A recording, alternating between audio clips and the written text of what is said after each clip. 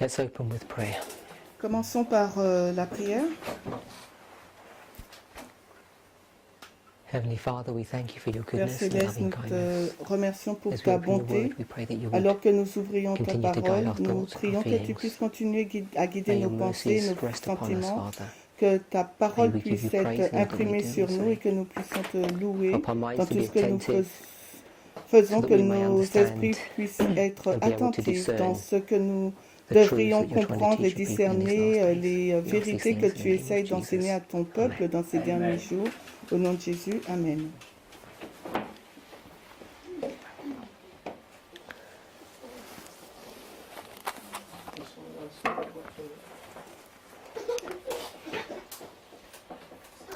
So we want to look at the Nous aimerions regarder parallel au parallèle between entre the Millerite history l'histoire des and the Millérites history of the et l'histoire des 144,000. 144 000.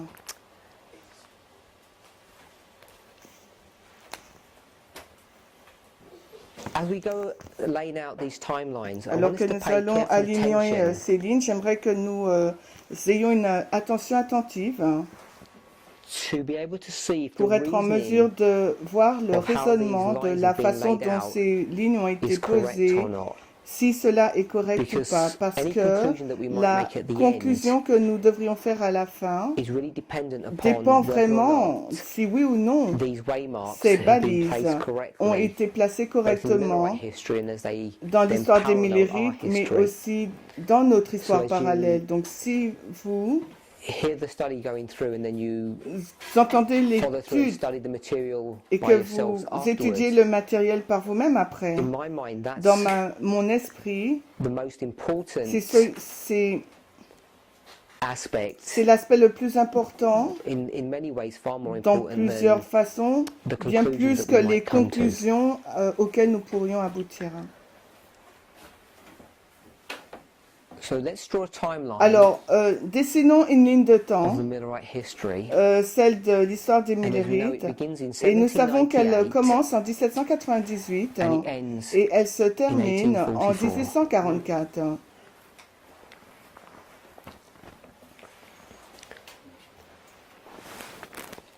If we turn in our Bibles Si to nous allons dans nos Daniel Bibles, 11, si on va dans Daniel 11,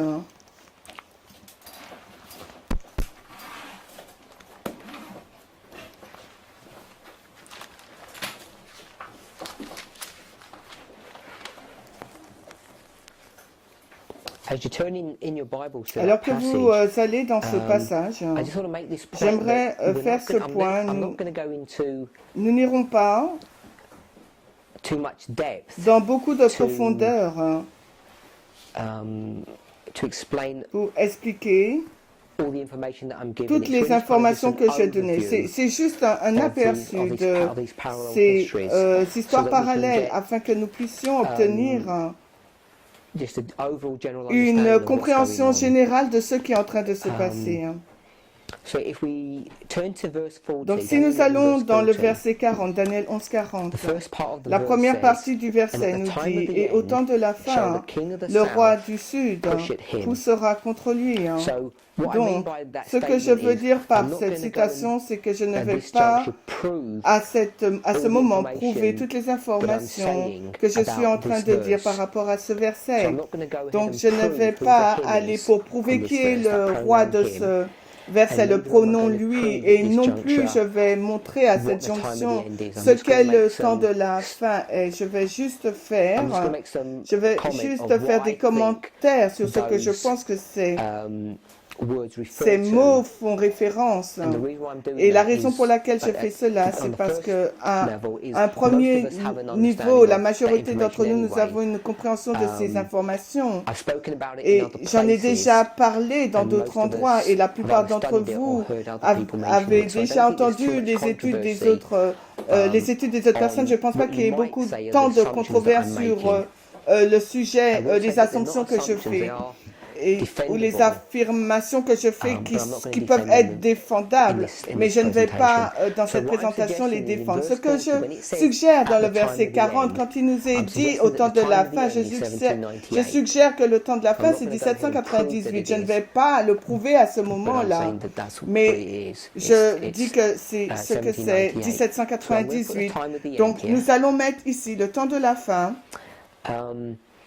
And the other thing Et that I'm not l'autre going to chose que prove je ne vais pas is prouver, who the king of the qui south est le roi and du the, sud and the him et le in verse lui 40 dans le is. verset 40. I will say Et je this, dirais cela, that if you turn, if you go up a few verses et into si vous verse remontez 36, dans les versets to verse 36, 36, au verset it 36, says, il est dit, "And the king et shall le do roi according to fera his selon will." sa volonté.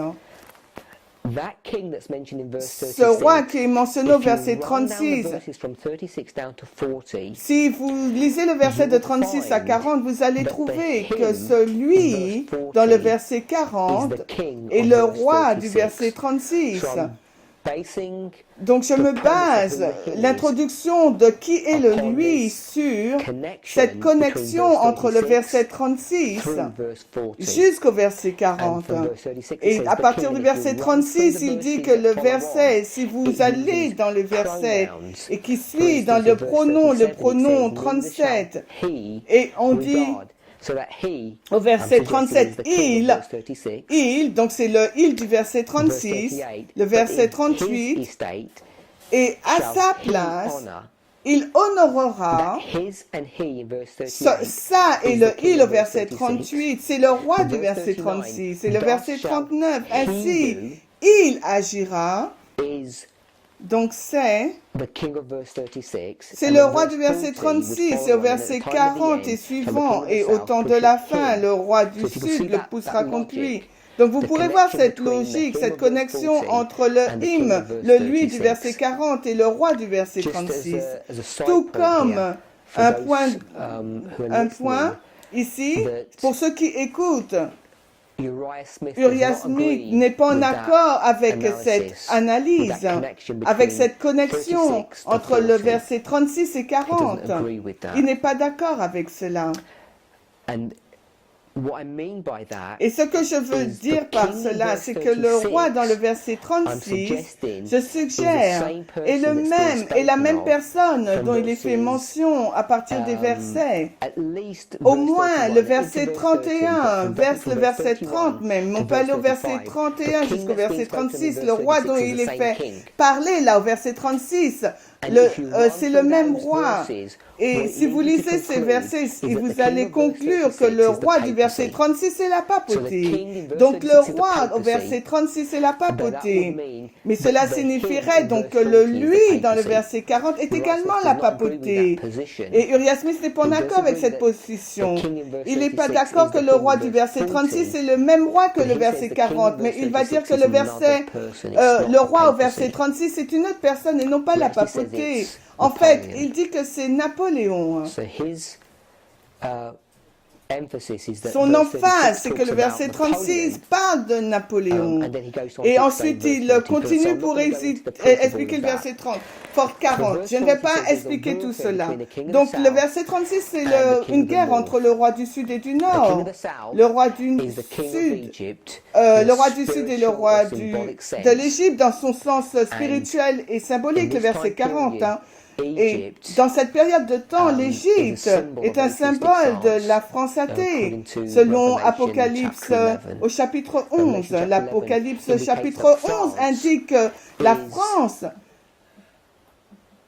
Egypt, est and he l'Égypte. mentions Sodom as well. Et il mentionne aussi Sodome.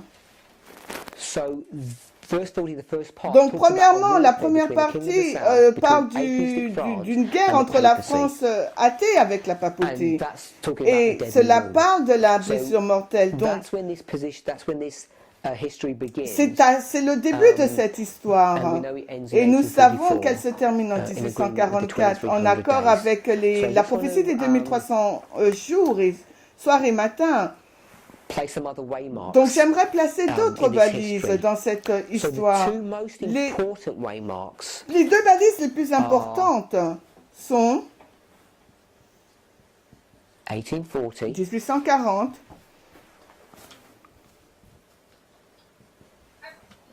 August 11th, le 11 août 1840 and 1842. et 1842, le juin 1842.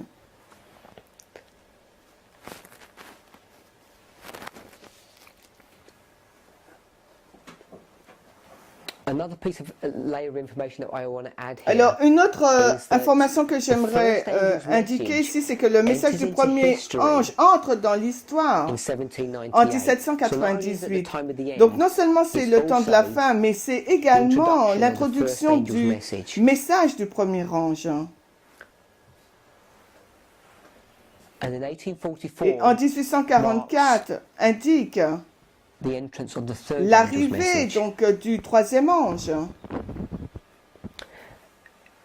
Ellen White comments on this in many Hélène different White ways. commente sur cela de façon différente, mais dans le commentaire d'Apocalypse 10, Bible Commentary, She talks quand about elle parle du l'ange puissant qui descend, elle And parle the des seven 7 thunders, she tonnerres. says, are a Et les 7 delineation of tonnerres events sont une délinéation d'événements that transpired on qui the first se and sont second passés angel's sous le messages. message du premier et deuxième When she ange. Quand uses elle that, utilise time frame, cette she ligne uses de it in a very temps, elle specific l'utilise way, d'une façon très which goes from spécifique, 1840 qui to va de 1840 1844. à 1844. That angel Cet of Revelation ange 10 d'Apocalypse comes down 10 in descend en 1840. 1840. And when he comes Et quand down, il descend, spanning the oceans and the land, he brings power donc il amène de la puissance au premier ange. Et il y a donc une amplification de ce premier ange. Et le premier ange est amplifié en 1844. Donc je vais écrire donc l'amplification du message du premier ange. Maintenant, nous avons le premier et le troisième. Mais nous avons besoin également du deuxième. Maintenant, le message du deuxième ange. Pour certaines personnes qui ne sont pas familières avec ce message, peut-être qu'elles ne seront pas en accord avec cela. Mais ce que je suggère, que le message du deuxième ange vient dans l'histoire. En 1842, en juin 1842, c'est quand le deuxième message arrive dans l'histoire. Et alors que le message du premier ange est amplifié, alors que le message du premier ange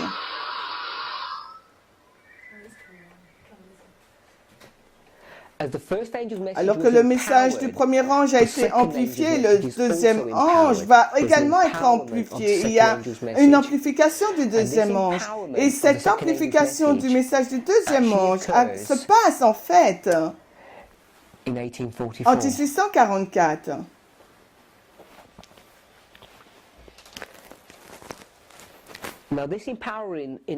Cette amplification en 1844 se passe en été de 1844. Et particulièrement en août, mais je vais écrire été. Et je vais également appeler cela l'amplification du deuxième ange.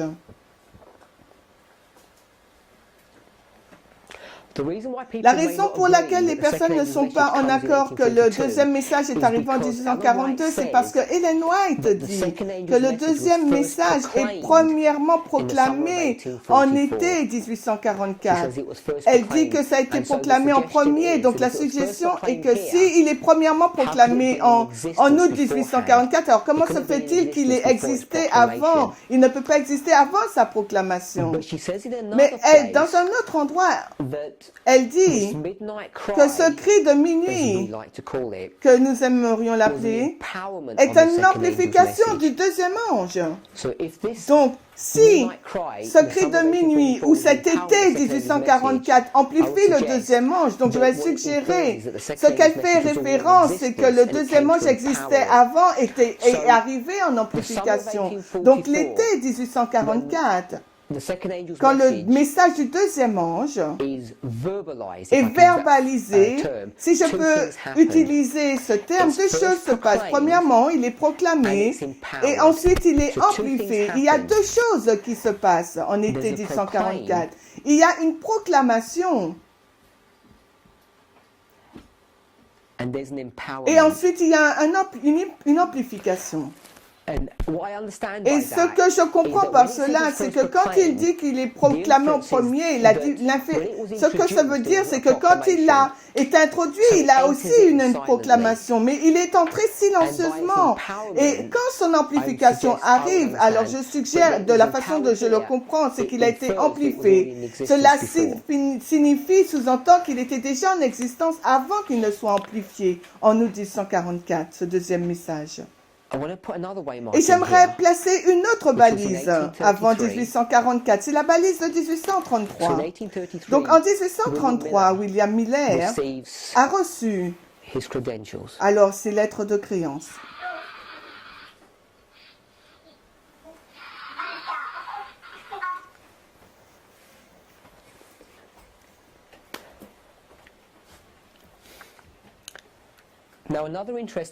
Une chose intéressante s'est passée, une autre chose intéressante s'est passée qui est en lien avec juin 1842. Cela s'est passé aussi en juin 1842. Et là, c'est au mois de mai 1842. En mai, il y a une conférence qui s'est tenue. Et cette conférence, ils ont développé ce que nous appelons maintenant la carte de 1843. La carte de 1843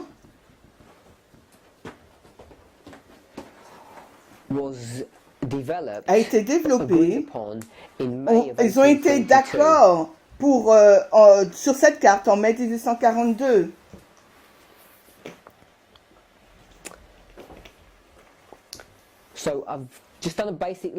Juste, c'est ce traçage basique des balises les plus importantes dans l'histoire des Millérites.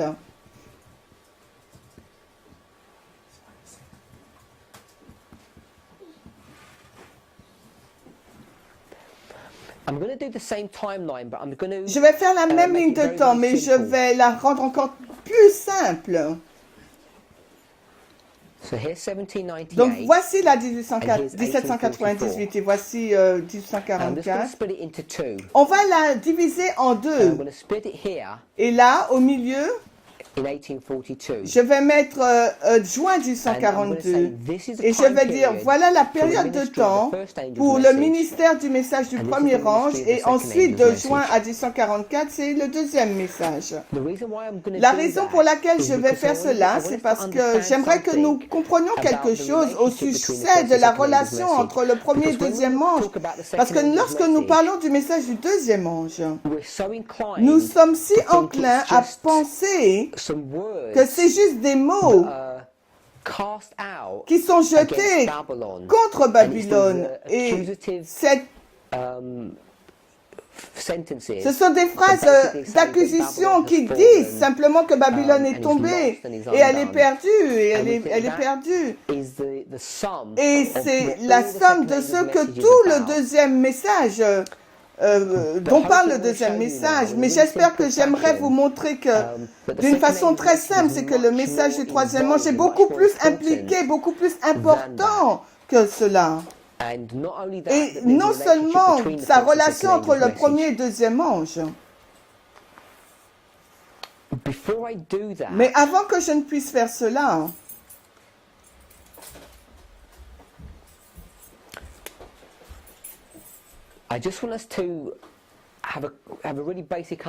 j'aimerais que nous ayons vraiment une compréhension basique du message du premier, deuxième et troisième ange.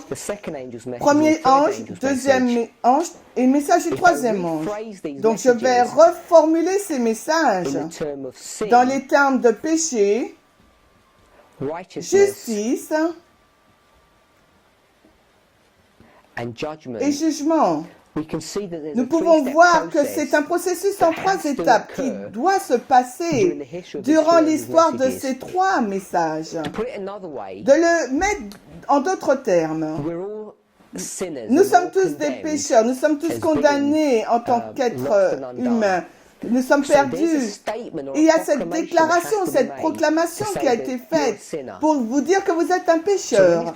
Donc quand cette proclamation dit que vous êtes pécheur, il vous faut faire quelque chose. Soit vous répondez à cela, répondez à cette déclaration de deux façons. Soit vous acceptez ou soit vous la rejetez. Si vous l'acceptez, cette déclaration à votre sujet, donc vous allez vous repentir, vous allez vous changer et vous allez commencer à montrer de la justice. Et c'est la raison nous avons péché, justice et jugement. Donc vous allez devenir une personne juste alors que vous traversez ce processus de sanctification à la FTG. Là, vous serez jugé. Et si vous avez montré de la justice, le jugement sera favorable pour vous et vous allez recevoir votre récompense. En ayant été accusé d'être un pécheur, si vous n'acceptez pas cette accusation ou cette déclaration contre vous, vous allez continuer dans vos voies et vous n'allez pas exhiber de la justice, mais vous allez tomber. Et quand la fin du temps de grâce arrive et le jugement arrive, vous allez recevoir votre récompense qui est la mort éternelle. Donc, quand nous lisons dans Apocalypse 14, Apocalypse 18, que Babylone est tombée, ce que nous voyons là, c'est que le message du deuxième ange, cette annonce, cette proclamation à l'encontre de Babylone, c'est une déclaration qui, disant qu'elle a été accusée, elle a été pointée du doigt que Babylone est dans le péché, mais Babylone n'a rien fait à ce sujet. Elle tombe. Et en fait, elle est dans une position déchue et ensuite, quand le jugement vient, elle sera détruite. Mais quand nous regardons le message du deuxième ange, il est très dur de voir, de tourner la sade, le côté, et de voir, mais qui fait ce commentaire à l'encontre de Babylone? Qui délivre ce message, ce deuxième message? Nous savons que c'est un ange. Et j'aimerais suggérer que la personne qui prononce cette accusation contre Babylone et qui pointe à sa chute, et en faisant cette déclaration, cette personne fait une autre déclaration. En fait, elle est en train de dire, elle sous-entend que moi je suis juste. Donc, dans cette proclamation, il y a deux proclamations qui ont été faites, l'une contre Babylone et l'autre contre la personne qui fait cette proclamation à l'encontre de Babylone. Donc, de le dire simplement, si un frère se lève et dit Babylone est tombée, il est en train d'accuser Babylone qui est tombée, le message du deuxième ange, mais aussi il sous-entend que lui, il montre de la justice. Donc le message du deuxième ange est en deux parties. C'est en fait deux messages en deux parties. Une partie tombe et l'autre partie se développe et montre de la justice. Et une autre compréhension, une autre façon de le comprendre. Message du premier, deuxième et troisième ange qui est l'évangile éternel, c'est de comprendre que ce message est un message prophétique qui arrive à deux personnes, à deux groupes de personnes. Le même message, le message qui dit qu'ils sont pécheurs, mais un des groupes de pécheurs va reconnaître et accepter cet état de pécheur, va se repentir et changer et montrer de la justice. Et l'autre groupe va rejeter ce message d'être un pécheur et va tomber. Les deux groupes vont arriver à une fin de temps de grâce. Et quand ils arrivent à la FTG, au jugement, ceux qui ont exhibé de la justice recevront leur récompense. Et ceux qui ont tombé vont recevoir aussi leur récompense, la vie éternelle ou la mort éternelle. Nous comprenons déjà que la relation entre ces messages, il est important de comprendre cela de cet angle de vue parce que ce message ici est un message d'accusation. Mais ce message ici est une réponse à cette accusation. Donc quand cette déclaration arrive et vous touche votre vie, vous allez répondre répondre à ce message. Et j'aimerais que vous le compreniez parce que le message du deuxième ange n'est pas simplement des mots que nous donnons. C'est une expérience dans laquelle nous entrons. Et c'est une expérience de justice ou de sanctification ou une expérience de chute. Et bien que vous n'êtes pas encore tombé, mais maintenant vous serez jugé. Que vous êtes tombé parce que vous êtes conscient de cela maintenant. Dans l'histoire des Millérites, ils ont ce message d'avertissement dans leur période de temps ici. Et en juin, en 1842, ils vont commencer à témoigner ou ignorer ou montrer de quelle façon ils ont accepté ce message, le message de cet ange. Donc je vais vraiment le dessiner d'une façon très simple. Cette personne, il y a cette personne et une autre personne, il y a deux personnes. Et ce qui est en parallèle, c'est l'histoire du premier ange. Et quand on arrive à un certain temps dans l'histoire, ils reçoivent donc l'avertissement. L'avertissement est suffisant maintenant. Et maintenant, il leur est demandé de prendre une décision. Donc quand cette personne-là, d'accord, je reconnais que je suis un pécheur, et cette personne va commencer à changer, donc elle va grandir dans la sanctification et elle va exhiber de la justice. Et l'autre personne qui a rejeté le message disant qu'elle était un pécheur, alors elle tombe. Et la justice et ceux qui tombent continuent jusqu'à ce que la probation se termine, la grâce se termine et que le jugement arrive pour les deux. Alors, celui-là qui grandit dans la sanctification reçoit la vie éternelle et l'autre qui a chuté reçoit la mort éternelle. Donc, c'est vraiment un résumé simple du message du premier et du deuxième ange et quand le jugement arrive, le troisième ange.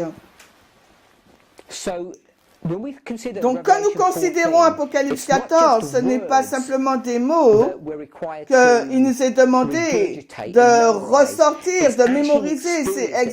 En fait, c'est une expérience dans laquelle chacun d'entre nous traverse, tout comme les Millérites. Mais ce n'est pas une façon hasardeuse que cela se fait, mais ça se fait d'une façon spécifique, début à la fin, tout comme les Millérites l'ont fait. Donc, les Millérites sont entrés dans une période de temps où le message du premier ange est arrivé dans l'histoire et ce message qu'ils disaient qu'ils étaient pécheurs et ils devaient se préparer pour le jour du jugement leur a été délivré et au moment où juin 1842 arrive, donc ils ont commencé à faire cette séparation sur les deux parties parce que les deux parties, il y aura une séparation, prendra leur décision. Alors qu'il y a un groupe qui grandit jusqu'on arrive en été 1844 et à ce moment-là, il y a une proclamation qui est faite. Et je peux dessiner ici et je vais écrire un P pour proclamation. Et cette proclamation se passe juste avant le jugement. Et ce qui se passe, c'est que les justes font une proclamation contre ceux qui sont tombés. Et dès que cette proclamation est faite, le jugement arrive. Cette proclamation est faite en été 44. Et avant que tu ne tombes, tu as une chance. Si tu n'avances pas, si tu n'arrêtes pas de continuer dans tes mauvaises voies, tu vas être perdu. Et ce que le message dit, c'est que tu es déjà tombé, c'est une expérience passée, le jugement va se passer. Et tu ne peux pas y échapper quand cette proclamation est faite, on ne peut pas échapper au jugement. Le temps pour échapper à ce jugement est en retrait. Mais quand on arrive dans cette route, eh bien la proclamation est faite, il est trop tard pour changer. Et non, il est trop tard pour changer. Il y a une question?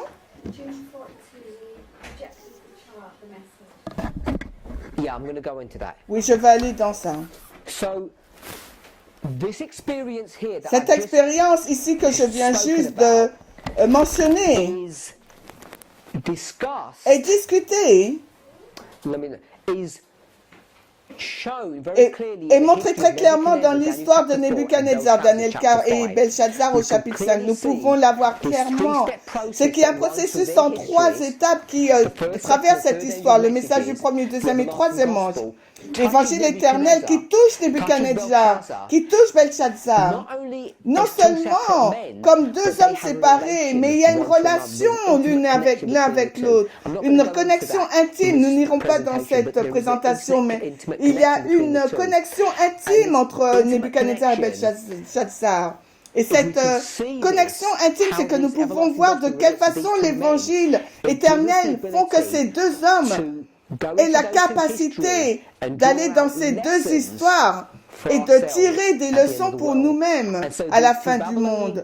Donc ces 2 rois babyloniens sont des types pour les personnes qui vivent à la fin du monde, au temps de la fin. Et c'est pour cette raison que cette information nous est donnée pour nous enseigner des leçons très importantes sur notre propre expérience, notre propre histoire. C'est la séquence de péché, justice et jugement. Et ce péché, justice et jugement de tombe était un processus de 2. Premier, rentre dans l'histoire silencieusement. Et ensuite, une proclamation est faite. La proclamation se passe juste avant que le jugement ne se passe. Et ce n'est pas pour vous aider.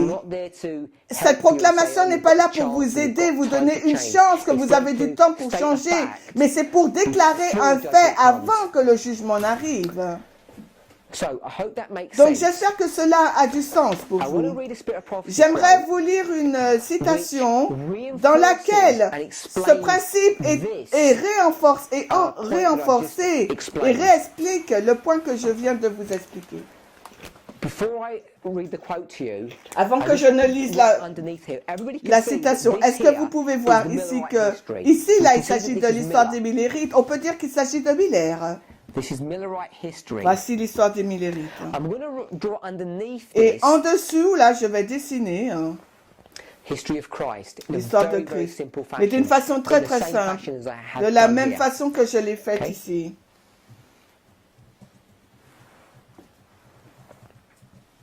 Je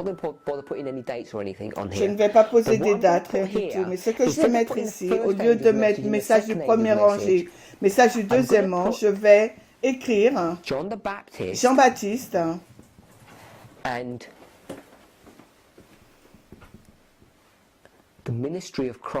et le ministère de Christ.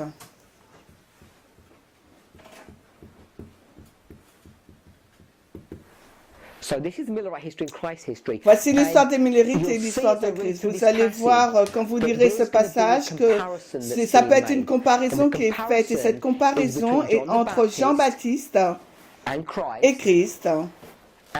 Et entre le message du premier ange et le deuxième messager.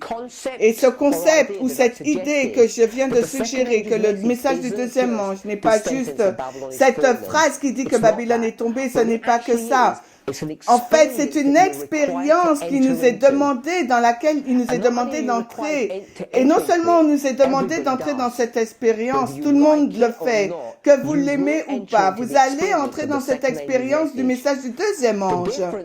La différence, un groupe va entrer dans cette expérience du deuxième message, dans la justice, et un autre va y entrer mais va tomber. Mais tout le monde va passer par cette expérience. Et la chose qui vous fait entrer dans cette expérience est le message du premier ange.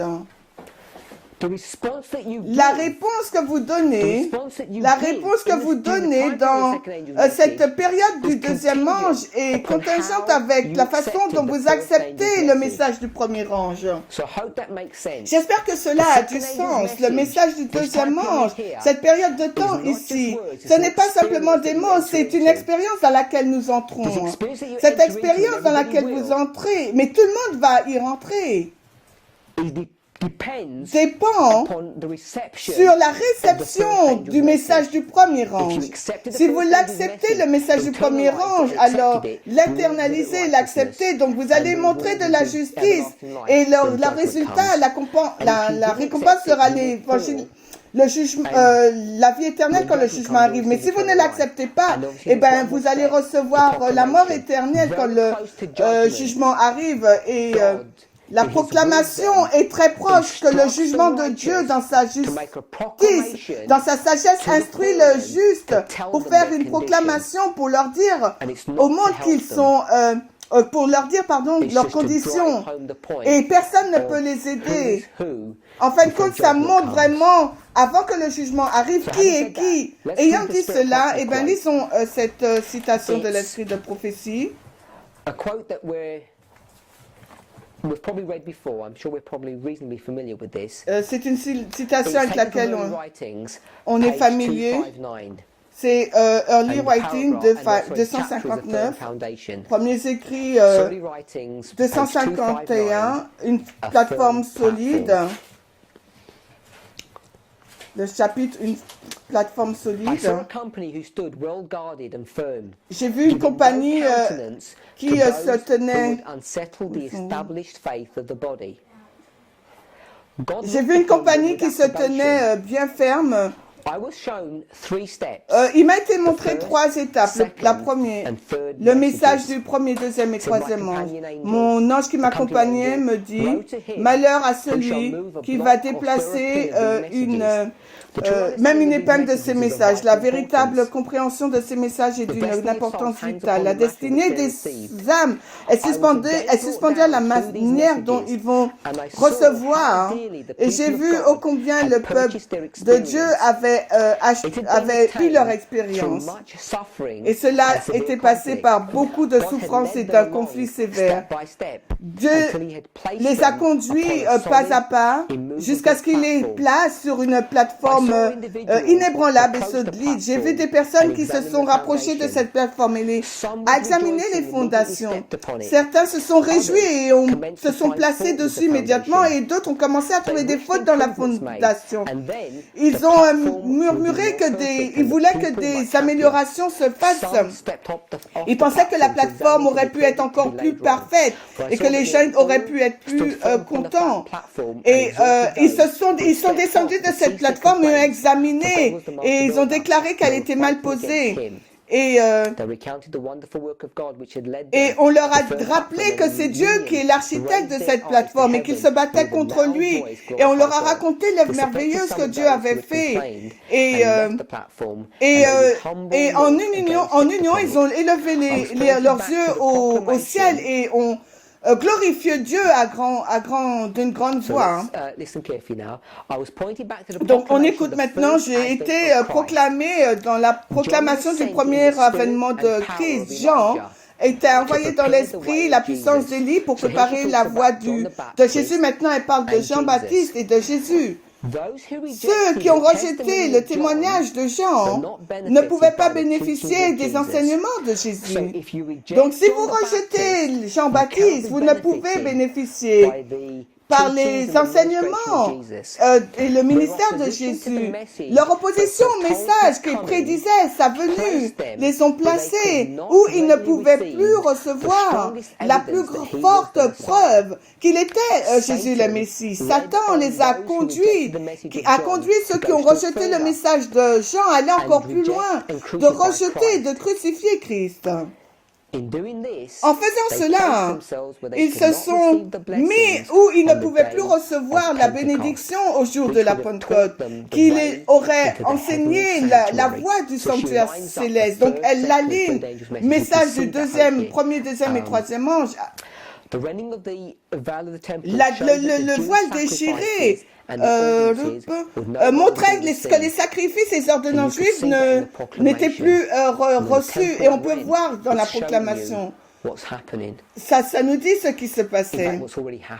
C'est ce qui s'est passé. Ce n'est pas une proclamation pour le salut. Le grand sacrifice a été offert et a été accepté. Et le Saint-Esprit qui est descendu le jour de la Pentecôte a permis que les disciples, l'esprit des disciples puisse entrer dans du passe du sanctuaire céleste au sanctuaire terrestre au céleste, pardon.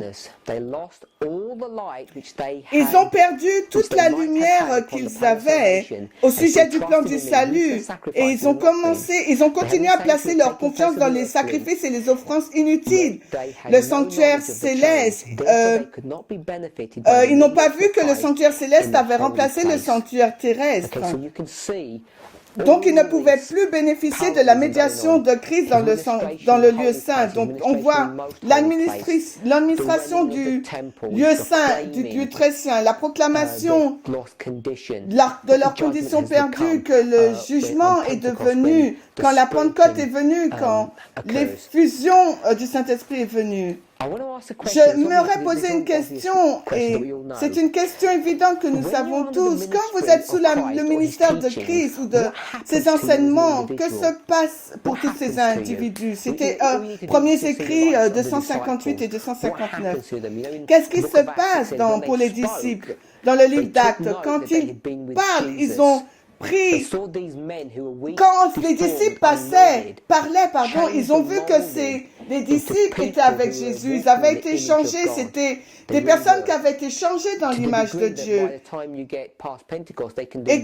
Et quand on passe la Pentecôte, ils pouvaient faire les miracles que Christ faisait. Il y a eu une croissance dans la sanctification. On a vu que cela a été perfectionné chez les saints de Christ.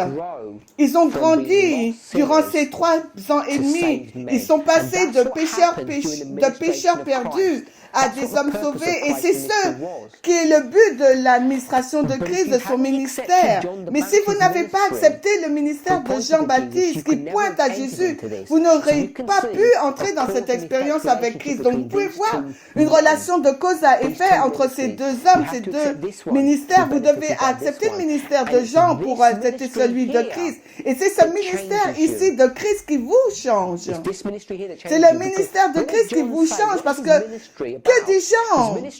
Sur quoi porte le ministère de Jean? Le ministère de Jean part sur le fait que vous êtes un pécheur. Et après, vous dites quoi? Qu'est-ce qu'il nous faut faire pour être sauvés? Et il va vous pointer à Christ. Et il semblerait que ce soit le ministère de Christ qui développe et comme vous permet de montrer la perfection. Nous pouvons voir que même il dit que vous êtes un pécheur, Jean-Baptiste. Et dans l'administration de Christ, vous devenez justifié, sanctifié. Vous devenez une personne sainte, parfaite. La perfection se passe dans votre vie. Vous pouvez voir donc la relation entre le péché et la justification, ou je devrais dire la justice. Vous montrez de la justice.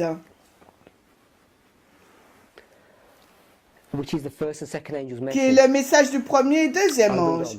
Je vais continuer la lecture.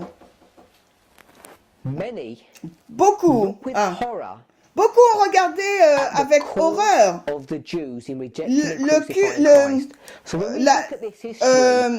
l'histoire des Juifs. Mais quand on regarde à ces histoires, on dit, mais qu'est-ce qui ne va pas avec les Juifs? Pourquoi ils ne sont pas entrés dans ce combat avec Christ? Comment ils ont pu entrer dans cette illusion dans laquelle ils étaient?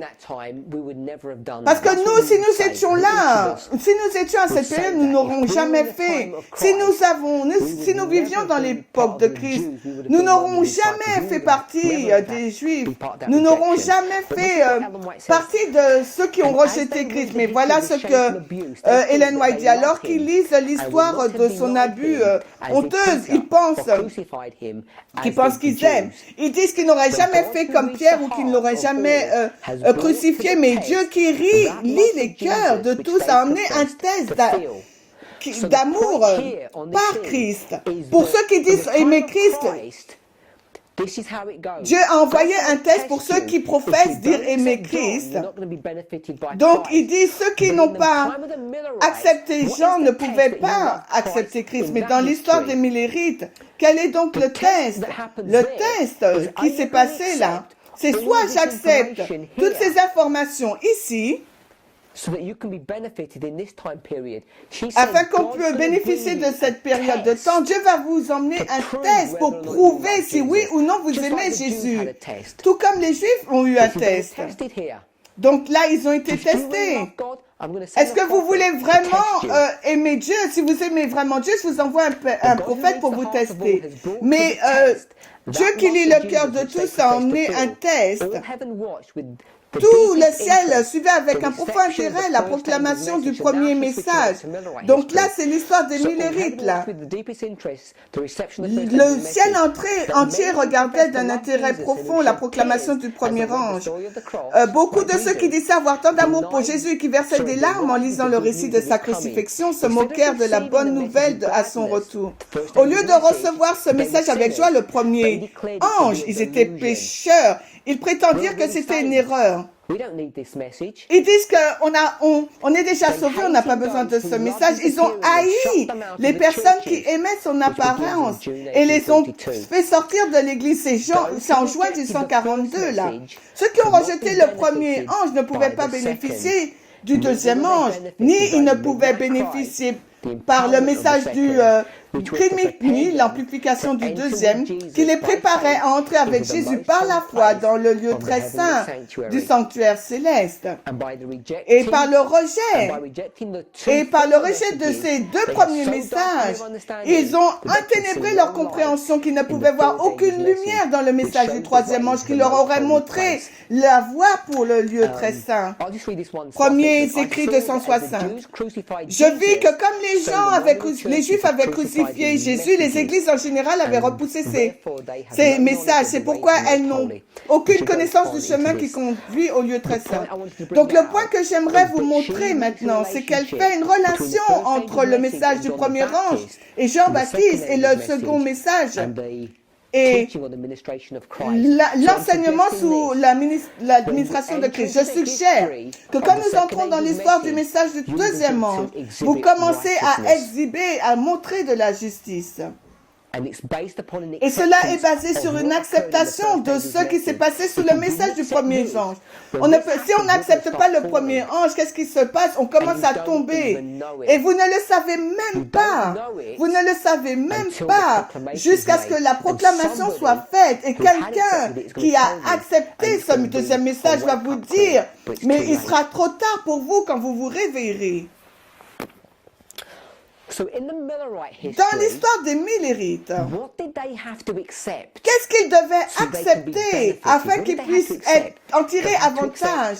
Qu'est-ce qu'ils devaient accepter? Ils devaient accepter le temps de la fin, 1798. Ils devaient accepter Miller et son œuvre. Ils devaient accepter 1840 et l'amplification du message. Et ils devaient accepter juin 1842 et la production de la charte qui a été produite en mai 1843. Donc avec toutes ces informations, et où le rejet de cela a commencé en juin 1842, quand les portes ont commencé à se fermer sur les Millérites. Les portes des églises se sont fermées sur les Millérites. En juin 1842, les portes se sont fermées et ces personnes des églises qui ont rejeté toutes ces informations précédant juin 42, qui ont rejeté Jean-Baptiste, qui ont refusé d'accepter qu'ils étaient pécheurs, si vous voulez.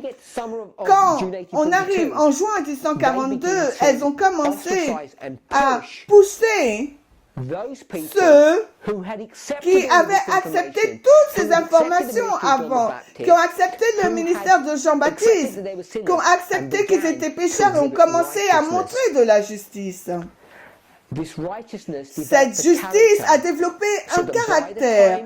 Au moment où, quand on arrive en été de 1844, ils ont été amplifiés par l'Esprit de Dieu pour dire à ces personnes qui sont tombées qu'effectivement, elles sont tombées.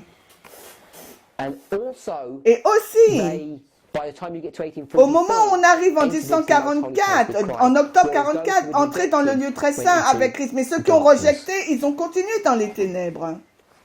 Il y a deux types de messages. Le message en deux parties qui arrivent. L'amplification et la proclamation, c'est deux personnes. Il y a deux personnes dont il est fait mention là.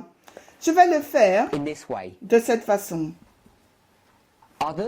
Les autres et je vais dire eux-mêmes. others and themselves. les autres et eux-mêmes. If you find that hard to Si believe, vous trouvez you cela, won't turn there. si vous But pensez look que c'est a little bit at the difficile à parable of the croire, on 10 ne va pas y virgins. aller, mais allez dans la parabole Parable des of the 10 10 vierges. virgins, Là. there's 2 groups. Parabole des 2 vierges, il y a The 2 groupes. others, and I'm Les gonna call them autres, themselves, the 5 wise and the 5 les foolish. 5 folles et sages, qui donnent le cri à minuit. Voici l'époux vient. Parce que là, il y a d'autres personnes dans cette parabole qui auraient dû... Ça doit être les vierges elles-mêmes qui disent cela. Et les paraboles ont une façon de détailler les choses. Mais c'est les vierges elles-mêmes qui lancent cette proclamation. Donc ce que je vais dire, c'est ça, c'est que la proclamation qui est faite par eux-mêmes, c'est celle-là. Voici l'époux arrive. Et cette phrase, voici l'époux arrive, parle à tous les Millérites, toutes ces personnes qui sont dans ce message. Ils disent, voici l'époux arrive. Sortez. Sortez du milieu d'elle, mon peuple. Ils disent, voici l'époux arrive, sortez.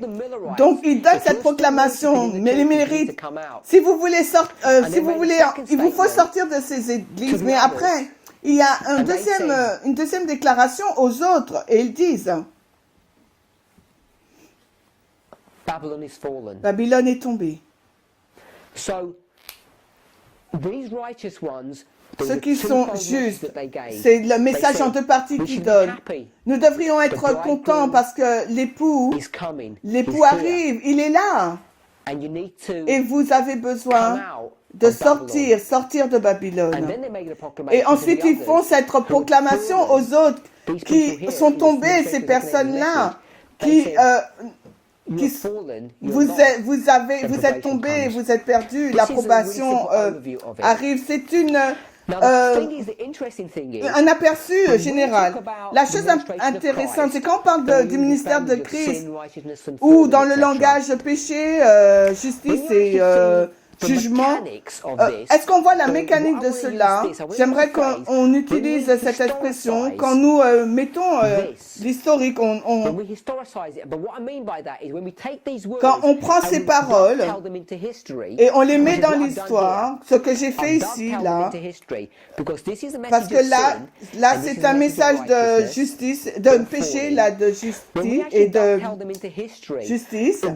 Quand on les met dans l'histoire, ce qui devient intéressant, parce que ce message de péché n'est pas un message qui dit n'était pas un message qui dit vous êtes qu'une bande de pécheurs, mais il va le mettre dans l'histoire. Et voilà à quoi ressemble le message. Plusieurs événements, 1798, 1833, 1840, 1842.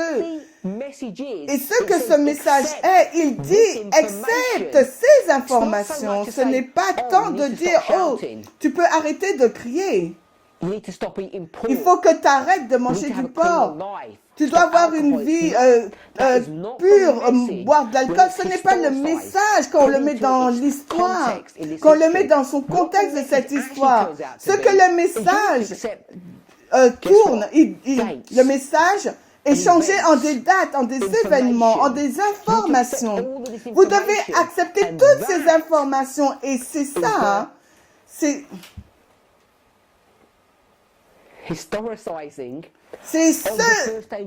ce qui consiste à mettre le message du premier ange dans l'histoire des Millérites. Quand nous faisons cela, alors nous entrons dans cette phase de l'histoire où on commence à montrer de la justice, où on commence à tomber. Et la raison pour laquelle c'est intéressant,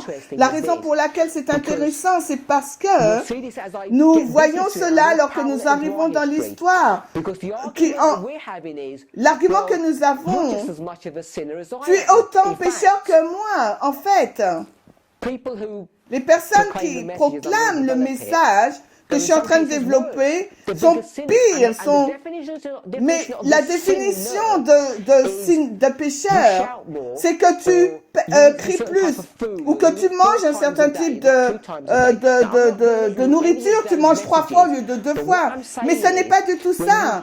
Ce que je suis en train de dire, quand on met le message du premier ange, deuxième ange dans l'histoire, vous ne les mettez pas dans l'histoire, dans une histoire morale. Et c'est ce que les gens font. Et ça va à l'encontre de ce message. Quand on parle de ce message, on mortifie ces messages. Et il y a vraiment une distinction entre mortifier ces messages et les mettre dans l'histoire, du contexte. Ce que je dis, ils vont dire, regarde, vous êtes un pécheur. Tu ne bois pas suffisamment d'eau. Tu ne manges pas proprement. Tu n'es pas végétalien. Et il parle de la réforme. C'est de cette façon qu'il définit l'acceptation du message ou le rejet, ou du message, du rejet ou de l'acceptation du message. Donc ils disent, regarde, tu n'es pas une personne juste parce que tu t'énerves, mais ce message n'est pas basé sur ces choses. C'est pas, ça ne parle pas de la, on dit pas que la justification par la foi c'est pas ça. Il y a une façon claire et précise de ce qu'était le test, et par conséquent, ce sera pour nous aussi parce que notre histoire répète l'histoire des Millérites. Et si nous regardons attentivement ce qu'était le premier ange, quelle était l'acceptation, ce n'est pas le style de vie des Millérites pécheurs, c'est l'acceptation des informations amenées par le premier ange et le deuxième ange. Quelle était donc cette information dans la forme la plus simple? C'est que Christ est sur le point de revenir. C'est cette information-là. Le message du premier ange arrive en 1798 et après jusqu'en 1842, il dit Jésus arrive. Est-ce que tu crois que Jésus arrive? Tu le crois ou pas? Et dans l'acceptation de ce message, vous témoignez que vous aimez son apparition, que vous l'aimez. Et comment vous êtes testé? Vous êtes testé si vous acceptez l'information ou pas. J'espère que vous voyez l'information subtile, la différence qu'il y a. Et les personnes qui ont accepté le premier ange ont réformé leur vie, mais pas dans un point de vue de réforme. Je ne dis pas que les réformes ne sont pas importantes, mais c'est l'œuvre de Jean le Baptiste, d'Élie, de restaurer la relation entre les fils et les filles avec leurs parents. Je ne m'oppose pas à ce concept, mais le message qui est rejeté n'est pas un message. Quand vous dites à quelqu'un, tu dois mettre ta vie en ordre parce que Christ est en train de revenir, arrête de crier sur ta femme. Ce n'est pas cette acceptation, ce rejet du message, mais c'est une acceptation particulière ou un rejet particulier. Et ce manque de compréhension sur ce point vous amène à entrer en guerre contre ce message. Un manque de compréhension de cela. Et j'espère que vous pouvez le voir clairement. Alors que nous avons ces 3 lignes, ce message du premier ange, nous avons mis des dates, des événements, des choses qui se sont passées sur ce message. Si vous n'acceptez pas ces événements, ces dates, cela veut dire que vous n'aimez pas Christ. Vous n'acceptez pas, ce n'est pas le fait de crier sur vos enfants, votre femme ou vos enfants, vous avez volé du chicken. Le test applique à l'histoire des Millérites, un test particulier que vous pouvez voir. Et quand vous prenez leur histoire et que vous l'appliquez pour nous-mêmes, il y a quelque part, on devient amnésique et on oublie ce qu'est le test. Mais je vais vous dire, si vous allez dire, que vous mentez ou pas, ce n'est pas ce qui va déterminer si vous aimez Jésus ou pas. Ce qui détermine si vous aimez Jésus ou pas, c'est la compréhension prophétique de ce qui se passe aujourd'hui dans l'Église et dans le monde. C'est une acceptation spécifique ou un rejet spécifique d'informations, d'événements dans lesquels nous devons entrer, basés sur les événements qui se sont passés dans cette histoire. Et c'est sur ces événements que nous sommes testés.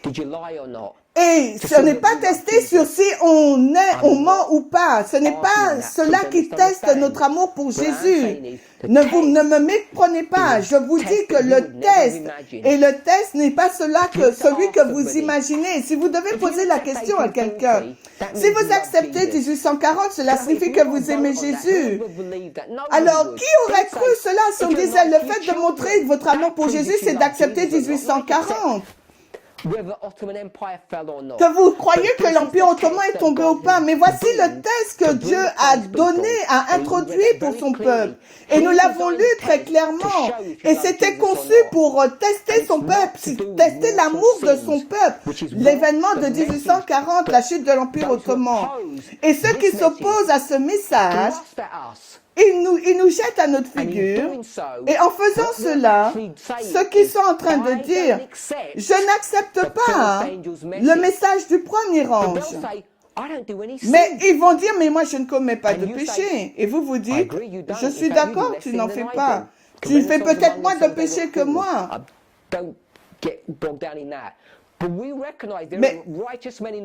Mais est-ce qu'on reconnaît qu'il y a des personnes justes dans l'Église et qui n'ont pas accepté le message dans l'Église? Et des personnes vont nous dire, mais ces personnes sont plus justes que vous, elles peuvent être sauvées, pas toi.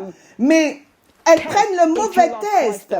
La façon, Dieu nous teste notre amour sur les dates et les événements, quelque chose qui est pas quelque chose qui semble fou pour l'esprit et l'idée des hommes. Parce que les voies de Dieu ne sont pas nos voies. Les choses sages de Dieu sont folie pour l'homme. Et là, si je fais une charte, et je dis, si vous n'acceptez pas la charte, vous serez sauvés. Mais qui va croire? Si vous n'acceptez pas la carte, vous ne serez pas sauvés. Qui va croire ça? Personne. Personne ne va accepter cela. Et pourtant, c'est le test même que Dieu a introduit dans son peuple. Et le rejet de cela, eh bien, ça sera la chute de chaque individu qui ne l'accepte pas. Et je n'enlève pas le fait qu'il nous faut être gentils et obéir aux 10 commandements, mais ce n'est pas le test. Oui, aussi le test de la loi du dimanche. Mais ce qui est avant, celui qui prouve que tu aimes Jésus ou pas, est un test que nous allons jamais concevoir, mais Christ va le concevoir pour nous. Et si on ne comprend pas ce point-là, les personnes ne vont pas servir Dieu. Ces personnes, elles pensent qu'elles servent Dieu, mais elles sont contre vous. Et je pense que les personnes qui comprennent ce message ou l'acceptent, et même eux, n'ont pas compris totalement ce point que je viens juste de présenter sur ce qu'est le premier ange. C'est cette acceptation de ces informations. Si vous acceptez, vous donne la capacité d'entrer dans une expérience dans le ministère de Christ durant cette période de temps où vous allez perfectionner votre caractère. Et c'est merveilleux, c'est un mystère. J'explique les choses telles qu'elles sont. Si vous me posez la question pourquoi c'est comme ça, je ne sais pas, je suis franc avec vous, mais c'est de cette façon que c'est.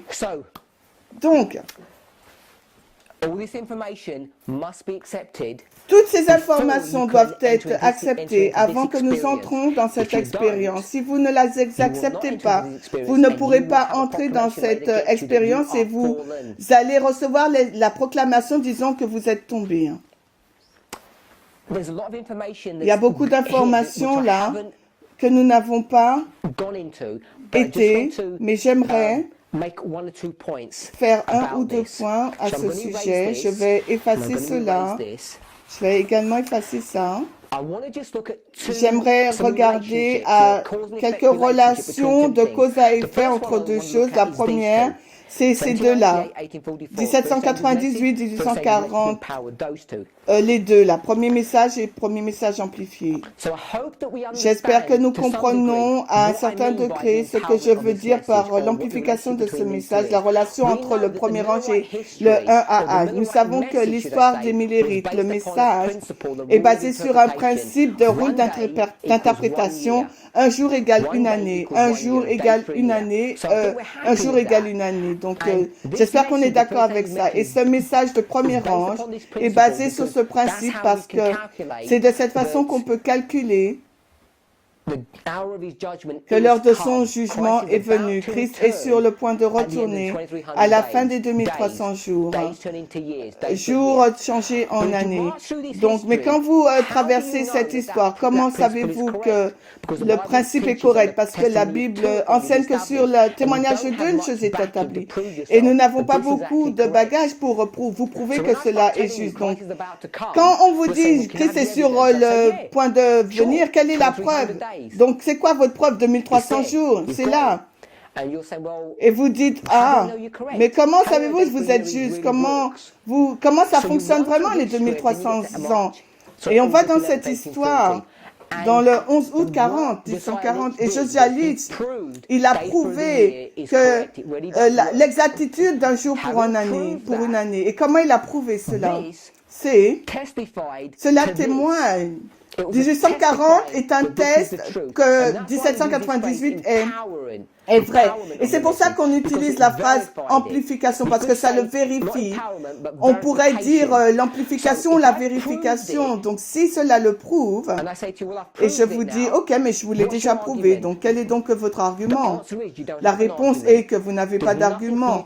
Il n'y a rien avec lequel vous pouvez discuter. Donc, toutes ces excuses qui arrivent, donc je les vous enlève et je dis non, maintenant qu'est-ce que vous allez dire? Et même là, Dieu nous donne du temps. Il nous donne encore du temps parce qu'il aurait pu les faire fermer la porte là, mais non, il ne fait pas. Il leur donne du temps. Il leur donne encore du temps pour demeurer sur ces choses et y réfléchir. Ils ont eu 2 ans encore. Mais quand on arrive à ce temps-là, il dit, vous avez suffisamment de temps. Maintenant, vous avez suffisamment de preuves que cette œuvre était bonne. Maintenant, vous avez décidé. Et mais alors, vous aurez votre conséquence. Cause à effet. Entre la relation de cause à effet aussi, pour l'autre aussi.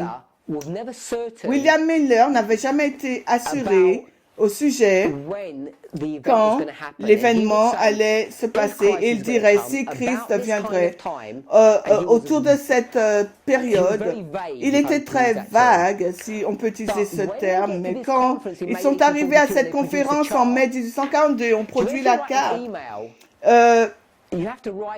il devait écrire un mail. Il devait les gens l'ont appelé et ont dit ben c'est ce que tu dis maintenant. Mais quand la carte est imprimée, on ne pouvait pas dire, on ne pouvait pas être vague parce que tout le monde voyait les mots. Donc maintenant, les personnes ne se portaient pas l'attention sur les mots de Miller, mais sur la carte, parce que la carte disait 1843, même si Miller disait si, peut-être. En 1843, mais la carte disait 1843, c'était une date spécifique. Donc maintenant, les gens lui ont dit, ben tu fixes le temps. Et tu sais que personne ne connaît l'heure et jour de Christ. Donc maintenant, Miller, tu es contre les Écritures.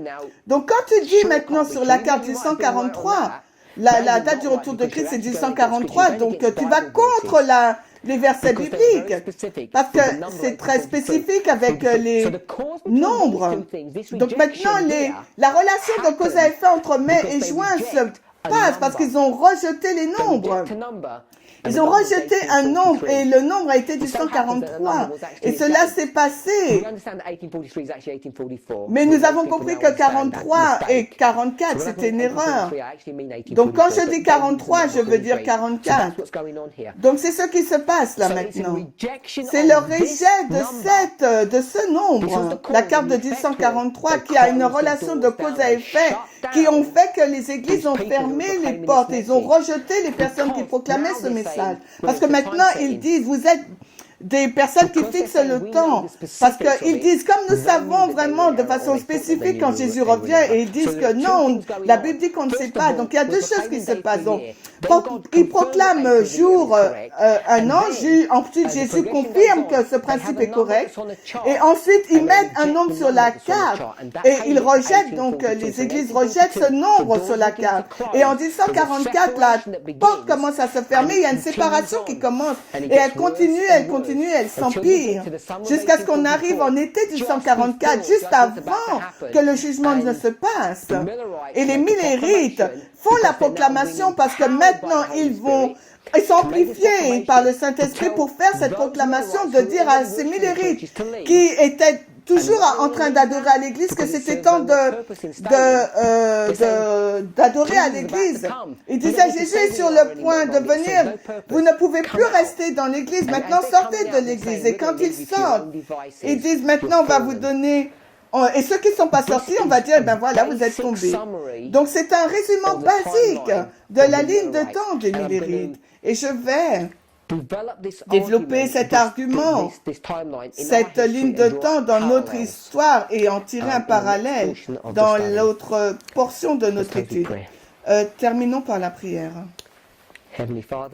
Père Céleste, nous te remercions pour ta bonté et tes tendres merci, alors que nous contemplons tes pensées, ce que tu fais, nous te prions que tu puisses guider nos pensées et nous te prions dans le nom de Jésus. Amen.